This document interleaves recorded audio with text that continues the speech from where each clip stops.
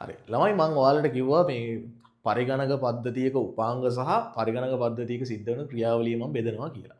එතකොට පරිගණක පද්ධතියක සිද්ධ වෙන ක්‍රියාවලිය ගත්තොත් ක්‍රියාවලි ප්‍රධාන කොටස් පහකට බෙදන්න පුළුවන්. ප්‍රධාන ක්‍රියාවලි ආදානය, සැකසීම, පාලනය, ආචායනය සහ ප්‍රතිදානය. ආදානය කියන්නේ ළමයි දත්ත ඇතුළත් කරන එක. දත්ත හා උපදෙස් ඇතුළත් කරන එක පරිගණක පද්ධතියකට පරිගණකයකට දත්ත හා උපදෙස් ඇතුළු කරන එකට තමයි ආදානය කියලා කියන්නේ. ආදානය කියන්නේ ඇතුළු කරනවා කියන එක. සැකසීම අර ඇතුළු කරන දත්ත ටික මොනවා කරන එකද? සකසන එක. කියන්නේ දත්ත තොරතුරු බවට පත් කරන එක. මං කිව්වේ අර මධ්‍යම සැකසුම මේකෙන් කරන්නේ කියලා. එතකොට ආදානයෙන් කරන්නේ ආදානය කරන්නේ ආදාන උපාංග වලින්, සැකසීම කරන්නේ මධ්‍යම සැකසුම් මේකකින්. එතකොට ළමයි දැන් හිතන්න උදාහරණයක් විදිහට ඔයාට 2යි 3යි එකතු කරලා 5යි කියන උත්තරේ ගන්න ඕනි කියලා. එතකොට ඔයා මොකද කරන්නේ? දෙක කියන එක ආදානය කරනවා. ඊට පස්සේ එකතු කිරීම කියන එක ගහනවා. සහ 3 කියන එක ගහනවා. ඊට පස්සේ සමාන කිරීම ගහුවට පස්සේ තමයි ඔයාලට 5 කියන එක ඩිස්ප්ලේ වෙන්නේ. එතකොට මේ ක්‍රියාවලිය ගත්තොත් එහෙම ඔයා කීබෝඩ් එකෙන් තමයි දෙක සහ එකතු කිරීම සහ 3 කියන එක මේවා කරන්නේ. එතකොට ඒ දෙක ධන 3 කියන එක ළමයි දත්ත. අර ධන කියන එක ළමයි උපදේශක්. ඔයා දෙන උපදේශක්නේ. එකතු කරපන්. දෙක සහ 3 එකතු කරපන්. සරලයිනේ. දෙක සහ 3 එකතු කරපන්. එකතු කරනවා කියන එක ඔයා දෙන උපදේශය. එතකොට අපිට පුළුවන් ආදාන උපාංග වලින් දත්ත සහ උපදේශ ඇතුළු කරන්න පරිගණක පද්ධතියකට. එතකොට සැකසීම සිද්ධ කරන්නේ. එතකොට 2යි 3යි එකතු කරලා එකතු කරන්නේ මෙයා. සැකසීම සිද්ධ කරන්නේ මේකට. එතකොට ඊට පස්සේ තියෙනවා පාලනය. ආචායනය කියන්නේ අර 2 සහ 3 එකතු කරලා අර 2 සහ 3 එකතු කරලා අර මං කිව්වේ දෙක ධන කියන එක ගබඩා කරන්නේ తాවකාලිකව 3 ඔබනකම්. ඒකට තමයි ආචායනය කියන්නේ. ගබඩා කරනවා කියන එකට තමයි ළමයි ආචායනය කියන්නේ. එතකොට මේක ප්‍රධාන කොටස් වලට බෙදෙනවා. ප්‍රතිදානය කියන්නේ අර 2 3 එකතු කරලා 5 කියන එක ඩිස්ප්ලේ කරන එක. ඔකට තමයි ප්‍රතිදානය කියලා කියන්නේ. එතකොට ප්‍රතිදානය කියන්නේ අර සකස් කරපු තොරතුරු එළියට දෙන එක. ඒකට තමයි ප්‍රතිදානය කියලා කියන්නේ. එතකොට මේ ක්‍රියාවලි 5 දෙනාම ඒක මට කියන්න උනන පාලනය කරනවා කියන්නේ ළමයි පරිගණක පද්ධතියේ සියලුම උපාංග සහ ක්‍රියාවලි පාලනය කිරීම. අර මං කිව්වේ මධ්‍යම සැකසුම මේකෙන් කරන්න කියලා. එතකොට ක්‍රියාවලි ප්‍රධාන ක්‍රියාවලි 5ක් තියෙනවා. ඒ ක්‍රියාවලි 5 සිද්ධ කරන්නේ මේ තමයි ප්‍රධාන ක්‍රියාවලි 5. මේක සිද්ධ කරන්නේ මෙන්න මේ උපාංග 4ෙන්. පරිගණක පද්ධතියේ තියෙන මෙන්න මේ උපාංග 4ෙන් තමයි මේ ක්‍රියාවලි 5ම සිද්ධ කරන්නේ. ආදානය කරන්නේ ආදාන උපාංග වලින්. සැකසීම හා පාලනය කරන්නේ සැකසීමේ හා පාලන උපාංග වලින්. මේකට තමයි CPU එක ගන්න. CPU කියන්නේ මධ්‍යම සැකසුම එක කියන ගන්නේ සැකසීම හා පාලන කියලා. ආචායනය කරන්නේ ආචායන උපාංග වලින්, ප්‍රතිදානය කරන්නේ ප්‍රතිදාන උපාංග වලින්. ඕක තමයි සරලම කතන්දරේ. එතකොට අර මම උදාහරණයෙන් නැවත ගත්තොත් ආදාන උපාංග වලින් ඔයාට කරන්න පුළුවන් දත්ත හා උපදෙස් පරිගණකයට ඇතුළු කරන එක. සැකසීමේ හා පාලන උපාංග වලින් අර ඇතුළු කරන දත්ත වලට අනුකූලව උපදෙස් වලට අනුකූලව අරක සැකසීම සිද්ධ කරනවා. ඊළඟට ඒ සකසලා එන තොරතුරු මතක තියාගන්නේ ආචායන උපාංග වලින්. මේක తాවකාලික වෙන්නත් පුළුවන්, ස්ථිරව වෙන්නත් පුළුවන්. මේක ගැන ඊළඟට කතා කරනවා. ඊට පස්සේ ප්‍රතිදාන උපාංග වලින් තමයි ඒක ඔයාට පෙන්වන්නේ. ඒක ඔයාට එළියට දෙන්නේ, පරිගණකයෙන් එළියට දෙන්නේ. මෙන්න මේ උපාංග 4යි, ප්‍රධාන ක්‍රියාවලි 5යි, උපාංග 4යි තියෙන්නේ. මේ ටික තමයි දැන් මේ ක්‍රියාවලි 5 පැහැදිලිනේ. එතකොට මේ ක්‍රියාවලි 5 සිද්ධ කරන්නේ මෙන්න මේ උපාංග 4යි. මේ උපාංග 4 ගැන තමයි ඊළඟට අපි කතා කරන්නේ පරිගණකයේ කතන්දරයේදී. හරි. ළමයි මේ ඔයාට මම කතා කරන පළවෙනි උපාංග වර්ගය තමයි එතකොට ආදාන උපාංග. ඔයා දැන් කලින් ඉගෙනේ. දැන් පරිගණක පද්ධතියේ කියන ප්‍රධාන උපාංග වර්ග 4යිනේ. ආදාන උපාංග, සැකසීමේ හා පාලන උපාංග, ආචායන උපාංග සහ ප්‍රතිදාන උපාංග. එතකොට මම ගත්තොත් ප්‍රධාන වශයෙන් ආදාන උපාංග කියන එක. ආදාන උපාංග ගත්තට පස්සේ ආදාන උපාංග වලින් කරන්නේ පරිගණකයට දත්ත හා උපදෙස් ඇතුළු කරන එක. එතකොට ඔයාට තියෙනවා ඔයාගේ ටියුට් එකේ සහ මෙතනින් වැටෙයි ආදාන උපාංග. පළවෙනි ආදාන උපාංගය තමයි මොකද්ද? අපි පාවිච්චි කරන යතුරු පුරුව කීබෝඩ් එක. ඒතර කීබෝඩ් එකෙන් කරන්නේ බලන්න මෙතන තියෙනවා පරිගණකයේ භාවිතා වන ප්‍රධානතම දත්ත ආදාන උපාංග ලෙස හැඳින්විය හැකිය මෙහි අකුරු ඉලක්කම් සහ සලකුණු පරිගණකයට දත්ත ලෙස ආදානය කිරීමේ හැකියාව පවතී. ඕක තමයි කීබෝඩ් එකකින් කරන්නේ. අකුරු ඉලක්කම් අපි ඇතුළු කරන්නේ ඕකෙන්. සරලයෙන් ළමයි මාළු දෙයක් නැහැ. ඕක තමයි යතුරු පූර්වයෙන් කරන්නේ. ඊට පස්සේ ඊළඟට ළමයි මූසිකය, මවුස් එක. මවුස් එක විවිධ ආකාරයෙන් තියෙනවා. ඉස්සරම ආවේ ළමයි ඕක නිකන් බෝල් එකක් වගේ. ඒකට කියනවා ට්‍රැක් බෝල් එක කියලා ඉස්සර. ඉස්සර මවුස් එක නෙමෙයි කියන්නේ ට්‍රැක් බෝල් එක. ඒතකොට ඔයාලා නම් ඇත්තටම ජෙන් Z කට්ටිය විදිහට ඕක දකින්න එකක් නෑ. අපි දැක්කා මිලේනියස්ලා විදිහට. මේ ට්‍රැක් බෝල් කියන එක දැක්කා.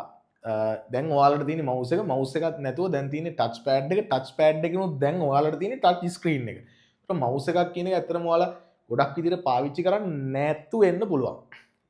ඔයාලා දන්නවා වෙන්න පුළුවන්. හැබැයි පාවිච්චි වෙන්නේ නැති වෙන්නත් පුළුවන්. හරි. ඒතකොට මවුස් එකෙන් කරන්නේ මේක ඇවිල්ලා ළමයි ලක්ෂී උපාංගයක්. ලක්ෂී උපාංගයක් කියන්නේ දක්වන උපාංගයක්. පොයින්ටිං ඩිවයිස් එකක්. මේ එක තැනක් අපිට ක්ලික් කරන්න පුළුවන්, ફોකස් කරන්න පුළුවන්. අන්න ඒ වගේ. එතකොට ඉතින් වැටලාදී මවුස් එක දන්නවනේ මවුස් කීපයක්. ලක්ෂී උපාංගයක් ලෙස හඳුන්වන මේ උපාංගයත් පරිගණකයට උපදෙස් සහ දත්ත ලබා දීමට යොදාගන්නේ. ළමයි ඇත්තටම මේකෙන් ගොඩක්ම සිද්ධ වෙන්නේ උපදෙස්. තමයි මේකෙන් ආදානය කරන්නේ. ඒ වුණත් දත්තත් මේකෙන් නම් ආදානය කරන්න පුළුවන්. හරි.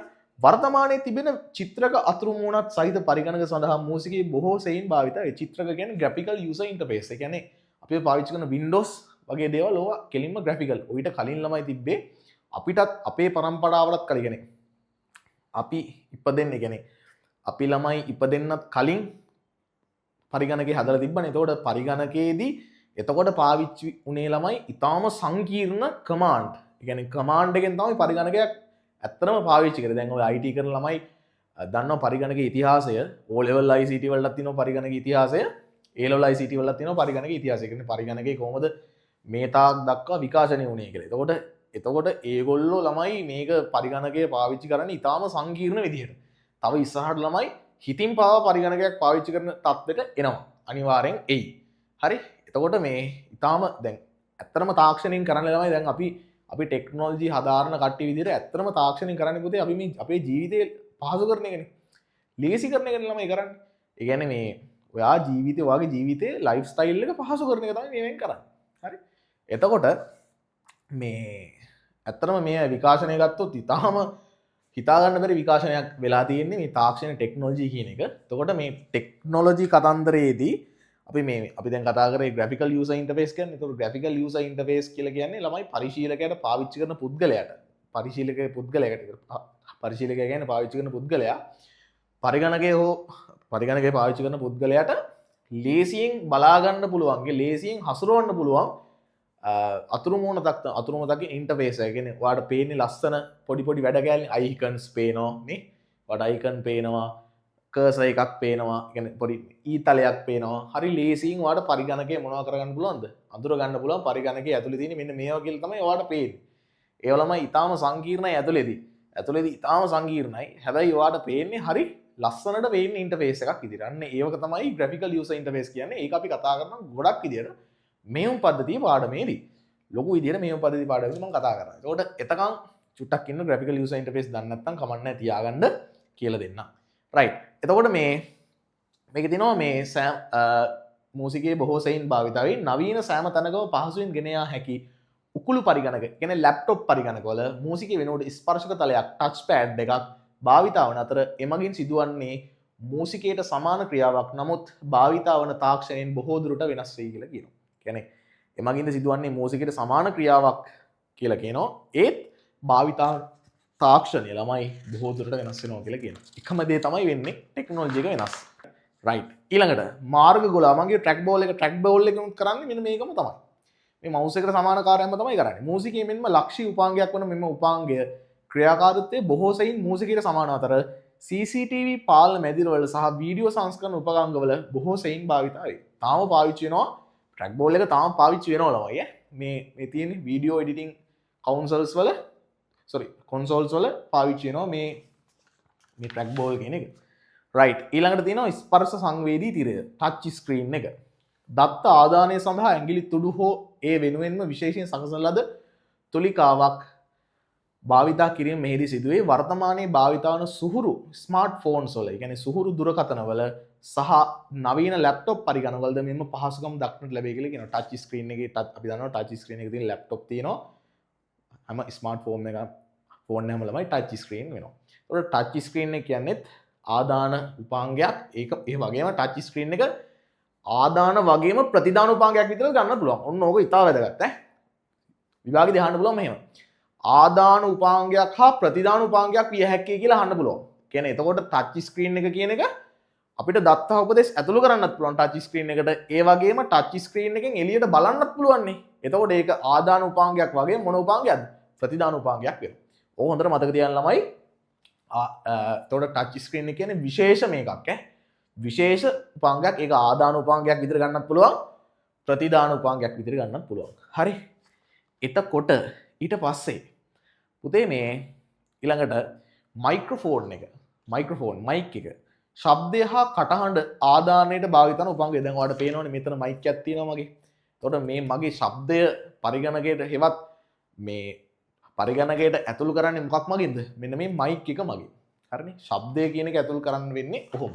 එතකොට ඒක ශබ්දය කියන්නේ ළමයි ප්‍රතිසම සංඥාවක්. මේ ප්‍රතිසම සංඥාව ඩිජිටල් සිග්නල් එකක් බවට කන්වර්ට් කරලා මේකට එන්නේ තාම සංකීර්ණ ක්‍රියාවලිය ළමයි මේ වාරේ. තාම සංකීර්ණ ක්‍රියාවලිය සෙල්ලම් නෙමෙයි. මේවා ගැන හොයපන්. මේවා තමයි යෝනේ. ඔයාලා වල්පල් මේ මගුල් ගැන හොයන්න යන්න එපා. හරි? මේවා තමයි යෝනේ. මේවා හොයන්න ටෙක්නොලොජි කොහොමද මේ ඔයාලා ටෙක්නොලොජි කරන ළමයි විදියට මේවා ගැන දැනගෙන ඉන්න ඕනේ. මේවා අප්ඩේට් කරන්න ඕනේ. අමුතු අදහස් වලින් තමයි මේ ටෙක්නොලොජි කියන ෆීල්ඩ් එක පිරෙන්න ඕනේ. හරි විකාර කරන කාර්යෝ ටිකක් ඉන්න ඕනේ මේකේ. හරි? හිතන අමුතු විදියට හිතන සෙට් එකක් ඉන්න ඕනේ. නැත්නම් ළමයි මේ ටෙක්නොලොජි කියන එක ඉස්සරහට යන්නේ නැහැ. අපි ටෙක්නොලොජි කියන එක ඉස්සරහට අපි එකම තැන ඉඳි. හරි? රයිට්. එතකොට ශබ්දය හා කටහඬ ආදානයට භාවිත වන උපාංගයේ වීඩියෝ කෝල්ස්, ඔඩියෝ කෝල්ස් වල මෙන්ම සංගීත නිර්මාණ කටයුතු වීඩියෝ පටිගත කිරීමේදී ශබ්දය ආදානය කිරීමටද මයික්‍රොෆෝනය භාවිත වේ. මෙහ බොහෝ විට නවීන දුරකථන සහ තැන තැන ගෙන යා හැකි පරිගණකවල ඇසට නොපෙනෙන තරම් කුඩා උපාංගයක් වී ඇත. හරිනේ චූටි මේ බටන් එකක් වගේ ලා. දැන් එවිලා දින මයික් එකේ චූටි බටන් එකක් වගේ. හරි? බලන්න ඉතින් කොච්චර ටෙක්නොලොජි අප්ඩේට් වෙලාද? ඔක තමයි තාක්ෂණය කියලා කියන්නේ. ඒක විද්‍යාවේ භාවිතය තමයි ළමයි තාක්ෂණය කියලා කියන්නේ. හරි. උන්ට මතක ගන්න විද්‍යාවේ භාවිතය. විද්‍යාවේ භාෂාව ගණිතය. විද්‍යාවේ භාෂාව කියන්නේ සයන්ස් එකේ ලැන්ග්වේජ් මැතමැටික්ස්. විද්‍යාවේ භාවිතය use of science කියන්නේ ටෙක්නොලොජි වලට. ඔක හොඳට මතක තියාගන්න. හරි. ස්කෑනරය, සුපරීක්ෂකයවත් පරිලෝකනය, ස්කෑනර්ස්. දැන් ළමයි ස්කෑනර්ස් ඔයා දැකලා තියෙන්නත් පුළුවන්, දැකලා නැති වෙන්නත් පුළුවන්. ස්කෑනර්ස් තියෙන ඔය ෆොටෝකෝපි ගන්න තැන්වල ස්කෑන් කරන්නේ කොළ. ඇත්තටම ස්කෑන් එකෙන් කරන්නේ මොකද්ද? හાર્ඩ් කොපියක් සොෆ්ට් කොපියක් බවට වත. මොකද්ද හાર્ඩ් කොපියක් මොකද්ද සොෆ්ට් කොපියක් කියලා කියන්නේ? හાર્ඩ් කොපියක් කියන්නේ මෙන්න මේ වගේ අතින් අල්ලන්න පුළුවන් එකකට කියනවා හાર્ඩ් කොපිස් කියලා.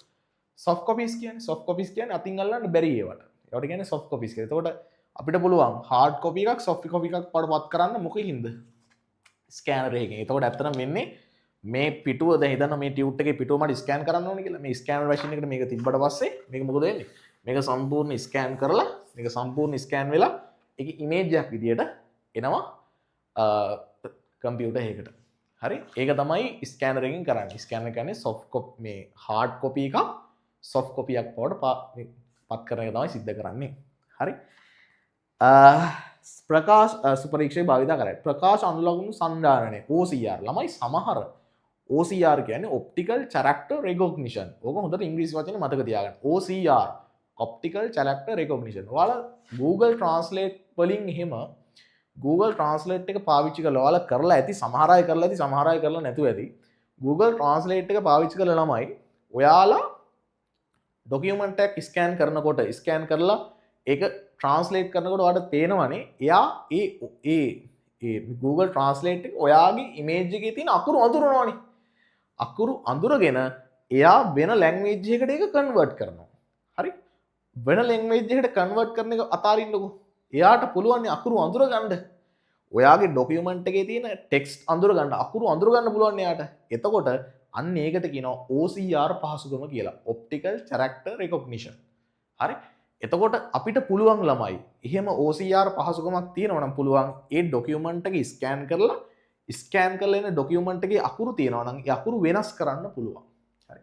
ඔන්න ඔය පහසුකමට තමයි කියන්නේ OCR පහසුකම කියලා. එතකොට ඒක වෙනස් කරන්න පුළුවන්. ඔයාලට ඒක පැහැදිලි වෙන්න දැන් දාන්නම් මේකක් එක පොඩි ෆොටෝ එකක් දාන්න ඒක වෙනස් කරන්න පුළුවන්. එතකොට මේ ඔහොම තමයි OCR පහසුකම සිද්ධ කරන්නේ OCR පහසුකම සිද්ධ කරන්නේ කොහොම. ඊට පස්සේ මීට අමතරව ප්‍රකාශන සංජානනය හෙවත් ලෙස තවත් මීට අමතරව තව තියෙනවා ළමයි ප්‍රකාශ සලකුණු සංජානනය කියලා. Optical mark reader. ළමයි ඉස්සර 2000 මට හරියට මතක 2013 වගේ මට හරියටම වර්ෂය මතක නැහැ. MCQ papers බැලුවේ ළමයි මෙන්න මේකෙන් අර OMR කියන එකෙන්. පටල ගන්න එපා OCR කියන්නේ එකක් OMR කියන්නේ එකක් ඔප්ටිකල් මාක් රීඩර්. මේකෙන් පුළුවන් MCQ ප්‍රශ්න පත්‍ර බලන්න. ඔයාලට දාලා ඇති පින්තූරයක් MCQ ප්‍රශ්න පත්‍ර බලන්න පුළුවන් මේ ඔප්ටිකල් මාක් රීඩර් කියන උපකරණය. මේක ලංකාවේ පාවිච්චි කරා 2013 වගේ මට මතක හැටියට. ළමයි මේ පොඩි අවුලක් ගියා වැරදුනා ළමයි කීව දෙනෙක්ගේ වැරදුනා මේ ලකුණු. හරි. එතකොට ඒගොල්ලන්ට ආයේ නැවත රීකනෙක්ෂන් දාලා බලද්දි මේව වැරදි. මේ MCQ මේ මාක් කරපුව වැරදි ඇත්තටම. ඒ කියන්නේ ඒ උපකරණයේ දෝෂයක් නෙමෙයි ළමයි. ඒක පාවිච්චි කරන්න දන්නේ නැති අයගේ දෝෂයක්. හරි. උපකරණ දෝෂ උපකරණ ඊටාම නිවැරදිනේ. පරිගණකයක් ගත්තාම පරිගණක ඊටාම නිවැරදි. හැබැයි අපි ආදානය කරන දත්ත වෙනස් වෙනකොට එයා ප්‍රතිදානය කරන දේවල් වෙනස් වෙනවා. හරි. එතකොට මේ අන්න එහෙම වැඩක් තමයි වෙලා තිබ්බේ. එහෙම වැඩක් තමයි ළමයි වෙලා තිබ්බේ. එතකොට මේ ඇත්තටම මේක දැන් පාවිච්චි කරන්නේ නැහැ. ඔයාලගේ පේපර්ස් බලන්නේ සම්පූර්ණ අතින් තමයි බලන්නේ. ඊළඟට බැංකුවලදී චෙක්පත් සමග ගනුදෙනු බහුලව සිදු කරන අතර චෙක්පත් හැසිරීමේදී ඒවායේ වළංගුතාවය ඉතාම වැදගත්. මේ සඳහා චුම්බක තීන්ත අණු ලකුණු සංජානනය MICR මේකත් ඉතා වැදගත්. MICR magnetic ink character recognition. මේ ඉංග්‍රීසි වචනේ මතක තියාගන්න ඕනේ. හරි. මේවා highlight කරගන්න. MICR magnetic ink character recognition. මේවා පැටලෙන්න පුළුවන් එක ඔයාලා මේ පොඩ්ඩක් හොඳට බලා ගන්න. එතකොට මේක සිද්ධ කරන්නේ දැන් හිතන්න චෙක් පතක් කියලා. චෙක් පතක් කියන්නේ විශේෂ එකක් නේ. මුදලක් නේ තියෙන්නේ. මේකේ තියෙනවා ළමයි අංකයක්. හරි. අංකයක් තියෙනවා. හැම චෙක් එකකටම අංකයක් තියෙනවා. මේ අංකය print කරන ළමයි සාමාන්‍ය තීන්ත වර්ගයකින් නෙමෙයි. හරි. මේකට කියන්නේ මේක magnetic ink වර්ගයකින් තමයි මේක පාවිච්චි මේ print කරන්නේ. එතකොට සාමාන්‍ය තීන්ත වර්ගයක් නෙමෙයි මේක තියෙන්නේ. එතකොට චෙක් අදාළ මැෂින් එකට දැම්මට පස්සේ මේක වළංගුතාවය පරීක්ෂා කරන එක්කෙනාට තමයි මෙන්න මේ MICR කියලා කියන්නේ. කියන්නේ හැම චෙක් එකකම වළංගුතාවය පරීක්ෂා කරන්න පුළුවන් මෙන්න මේ MICR කියන එක. එතකොට මේක ඇත්තටම නිකන් ඔයා නිකන් print කරපු එකක්ද නැත්නම් ඇත්තම චෙක් එකක්ද කියලා ඒ උපකරණයට අඳුර ගන්න පුළුවන්. මොකද මෙතන මේ ඉන්ක් එක print කරලා තියෙන්නේ සාමාන්‍ය තීන්ත වර්ගයකින් නම් එයා ටග් ගාලා අඳුර ගන්නවා මේක සාමාන්‍ය තීන්ත වර්ගයක් මේක වළංගුතාවයක් නෑ මේක බොරු චෙක් එකක් කියලා. මේක print කරලා තියෙන්නේ ඇත්තම magnetic ink එකෙන් නම් ඒවා ළමයි විශේෂ ink ඒවා බැංකු වල තමයි තියෙන්නේ. බැංකු ඒ කියන්නේ රාජ්‍ය බැංකු වල ඒ කියන්නේ මේ බැංකු පද්ධතියේ තියෙනවා මේ ink එක. ඒකට ඒවෙන් තමයි මේක print කරන්නේ. එතකොට ඒවා වළංගුතාවය අඳුර ගන්න පුළුවන් වෙන උපකරණ ඒ වගේ වළංගුතාවය අඳුර ගන්න පුළුවන් වෙන උපකරණය තමයි MICR කියලා කියන්නේ. චෙක් පත්වල වළංගුතාවය අඳුර ගන්න පුළුවන් ink එක. ink එකේ recognition එක තමයි MICR කියන්නේ උපකරණය තමයි මේ කියන්නේ. අර එහා පැත්තේ තියෙනවා ඒකත්. හරි. right. ඊළඟට තියෙනවා තීරු ගේද කියවන. ඒතර barcode reader එක. barcode reader එක හැම ඔයා දැකලා ඇති සුපර් මාකට් වල එහෙම TTT ටික ගාලා අල්ලන එක රතු පාට මේකක් තියෙන නැත්නම් මෙහෙම අල්ලන එක barcode code එකේ. එතකොට ඒකේ තියෙන ළමයි ඇත්තටම භාණ්ඩේ වර්ගය සහ මිල තමයි ගබඩා කරලා තියෙන ওই barcode එකේ. හරි. බලන්න සුපිරි වෙළඳසල් පුස්තකාල වැනි ස්ථානවල දත්ත ආදානය සඳහා භාවිත වන මෙම උපාංගයේ සිරස් ඉරිමගින් දිස්වන විශේෂ කේත කියවා ඒවා දත්ත බවට හැරවීමට භාවිතා කරයි. භාණ්ඩ සහ නිෂ්පාදනවල පවතින විස්තර යතුරුපූර්වක ආදානය කිරීමට ගතවන කාලය අවම කිරීම හේතුවෙන් මෙම උපාංගය අද බොහෝ සෙයින් ලෝක පුරා භාවිතා කරනවා. data enter කරන්න ඕනේ නැහැනේ barcode reader එකෙන්. එතන barcode එක ඇල්ලුව ගමන් data ටික සම්පූර්ණ enter වෙලා යනවා. ඒකට ගතවන කාලේ තාම අඩුයි. ඒතන මම කියවනේ ටෙක්නොලොජි එක හැම වෙලේම එන්නේ ඔයාගේ ජීවිතේ පහසු කරන්න. ඔයාගේ ජීවිතේ පහසු කරන්න තමයි එන්නේ. නැත්තම් ඔයා පුඩ්සිටියේ පොලිමේ ඉද්දි මොකද එන්නේ එක එක භාණ්ඩේ ගහලා ආදානය කරන්න උනොත් එහෙම හරි සංකීර්ණ වැඩක්. හරි සංකීර්ණ වැඩක්. ඒ හින්දා ටික ටික තමයි කියන්නේ මේ ඔයාගේ වෙලාව අඩු කරන්න තමයි මේ barcode reader එක පාවිච්චි කරන්නේ. right. ඊළඟට සංඛ්‍යාංක කැමරා ඩිජිටල් කැමරාව. ඔයාලට පාවිච්චි කරන selfie කැමරා එක, වීඩියෝ කෝල් ගන්න කැමරා එක මේක තමයි. හරි. වීඩියෝ සහ ඡායාරූප අයුරින් පරිගණකට ආදානය කිරීමට විශේෂයෙන් සැකසුණු උපාංගයක් ලෙස ඩිජිටල් කැමරා හඳුන්වා දිය හැක. උපාංගයක් ලෙස වෙනම වෙළඳ පොලේ කැමරා දැකගත හැකි අතර වර්තමානයේ සුහුරු හා ලැප්ටොප් පරිගණකවල ඒවාට කැමරා සංඛ්‍යාංක කැමරාවෙන් සමන්විතය. ඩෙස්ක්ටොප් පරිගණකවල මෙම සංඛ්‍යාංක කැමරා වෙනම සවි කළ යුතු අතර වෙබ් කැමරාව ලෙස හඳුන්වලා ලබයි. ළමයි ඩෙස්ක්ටොප් පරිගණක PC වල පෝටබල් කම්පියුටර්ස් වල නැත්නම් ඩෙස්ක්ටොප් කම්පියුටර්ස් වල මේවා වෙනම හයි කරන්න වෙනවා. හරි වෙනම හයි කරන්න වෙනවා. නැත්නම් ඉන්බිල්ට් ලැප්ටොප් වල නම් මේවා ඉන්බිල්ට් එනවා. සෙල්ෆි කැමරා එක නැත්නම් වීඩියෝ කැම් එක කියන්නේ ඕක ඉන්බිල්ට් එනවා. හරි. මාළු දෙයක් නැහැ දන්නවා. ප්‍රතිදානයේ හෙවත් අපි පාවිච්චි කරනවා ඒවත් දන්නේ නැහැ ළමයි සමහර කට්ටිය කියන්නේ පාවිච්චි කරනවා අපි පාවිච්චි කරනවා මේක මේකයි කියලා දන්නේ නැහැ. දැන් මම කියලා දෙන්නේ මේක තමයි කියලා දෙන එක තමයි කරන්නේ. එතකොට මේ ඊළඟට ඕක තමයි ළමයි ඕක තමයි ආදාන උපාංග ටික. හරි. ওই ටික තමයි අපිට කතා කරන්න තියෙන්නේ ආදාන උපාංග විදිහට. හරි. එතකොට මීට අමතරව තව දේවල් දැනගන්න ඕන නම් කමෙන්ට් එකක් දාන්න. පල්ලෙහෙන් ආදාන උපාංග සම්බන්ධව ඔයා දන්න දේවල් තියෙනවා නම් දන්න ආදාන උපාංග තියෙනවා නම් පල්ලෙහෙන් කමෙන්ට් එකක් දාන්න. නොදන්න කෙනෙක් දැනගන්න. හරි. ඔක තමයි සිලබස් එකේ තියෙන කොටස. Thank you.